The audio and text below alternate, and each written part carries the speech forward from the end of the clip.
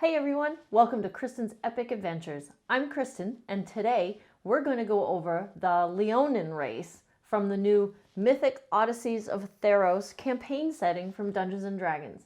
So if you're interested in lots of Dungeons & Dragons content and RPG content just like this, make sure you subscribe to the channel and hit the notification bell so you know when our new videos are posted.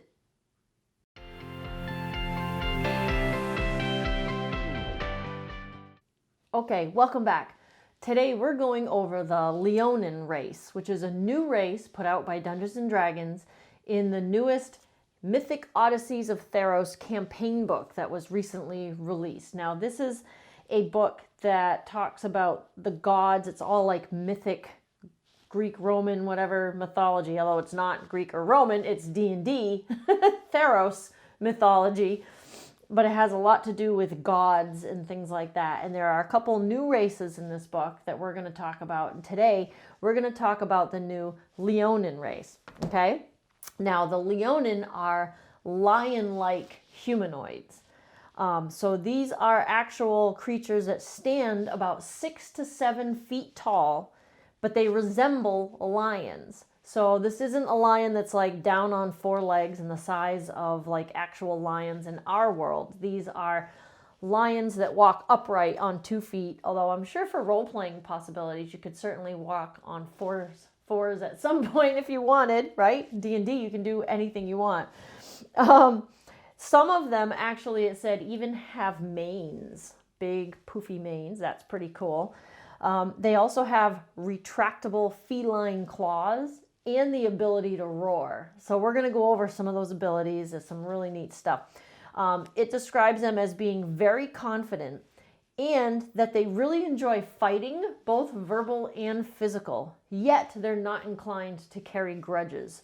So as much as they enjoy fighting foes and enemies, it said that they also enjoy some sparring from time to time, whether it's physical sparring with friends or verbal sparring with friends, which that I thought was really neat.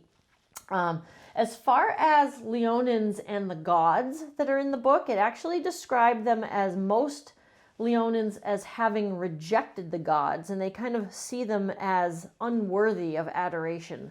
So there's a lot of really neat role-playing opportunities with that, and there's even a table in here that you can roll on if you'd like, or just pick one of the options from the table about why your Leonin character maybe has a beef with the gods, which I thought was really neat.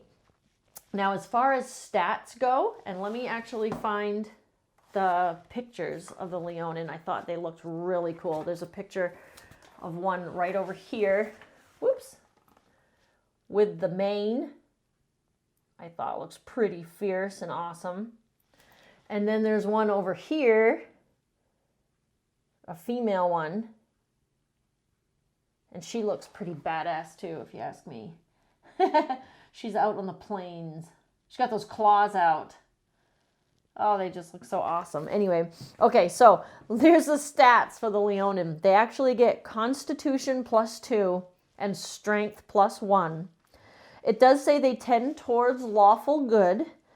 They're, I mentioned before, about 6 to 7 feet tall, and their size is considered medium. They have a walking speed of 35 feet.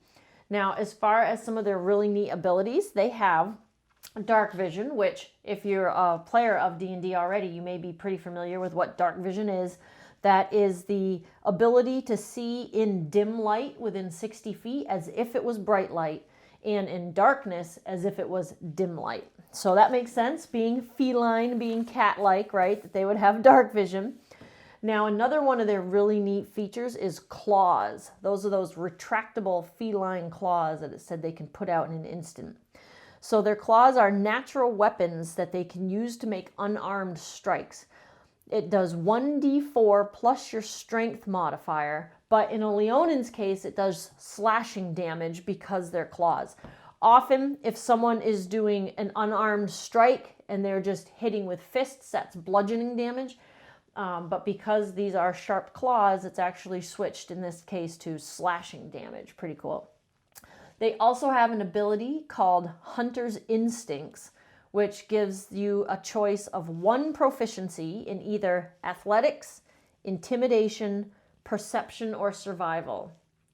I think being a big, fierce lion like that, I think I would pick intimidation. I think as long as I don't already have it from a class feature, I think a lion is pretty intimidating, and that would be the one that I would pick personally.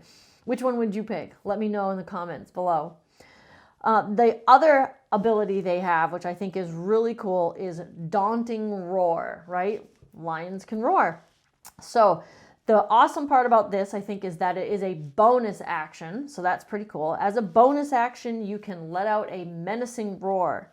Creatures of your choice within 10 feet of you can hear end up having to make a wisdom save or become frightened until the end of your next turn. So this is pretty handy. Frightened creatures, again, have to try to move as far away from you as possible because they're scared. And the DC for the wisdom save will be 8 plus your proficiency bonus plus your constitution modifiers, how the DC of that is calculated. That can actually be done once per short or long rest. So I think that's great that you get it back even on short rests to be able to, as a bonus action, roar and frighten somebody. I think that's really neat. So with the constitution and the strength modifiers, I think Leonins are going to make really good fighters, paladins, or barbarians. Of course, you can play them as any race you want. Anything goes in Dungeons and Dragons, right? So you could do anything you want, but I think they are really well suited, again, to fighters and paladins. Woo! Fighters, paladins, and barbarians. Yes, I have already had my coffee, but maybe I need some more. Anyway, I want to hear from you guys what you think. Would you play a Leonin?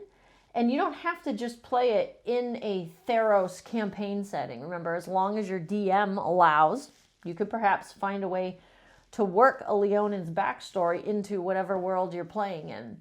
So that might be kind of neat. I haven't had much of a chance yet to look through the rest of the book and see what the campaign setting is like. Have you? Have you picked up this book and read through it? The idea of all the gods of Theros, I think, sounds pretty cool. There's a lot of really neat weapons in here and new spells, and there's other subclasses for some other races, plus the other new race, which was called the Satyr, I believe, and we're going to do a video to go over that as well. If you liked this video, go ahead and hit that like button for us and give us a thumbs up. And join us for the next one, too, when we go over the Satyr. And let me know if you'd like to see some more information about things in this book, about what's in here to offer as far as the gods and things like that. There might have also been an adventure. I think there's a one-shot in here, actually, now that I think of it. Yes, it's called No Silent Secret. There is an adventure in this book as well. Let me see. I think it goes from, does it say? I think it goes from levels, I can't find it super quick for you. But there is an adventure in here that would probably make a good one-shot. I want to say it goes from like, oh, it says advanced to second level. So you can make, it says 4 to 6 first-level characters, a short adventure, which will take them to second level. So that's pretty cool. Let me know if you want some more information about this campaign book. And if you're very interested in Dungeons & Dragons and role-playing content just like this, make sure you subscribe to the channel and hit that notification bell so you know when our new videos are posted. And we'll see you next time. Bye, guys.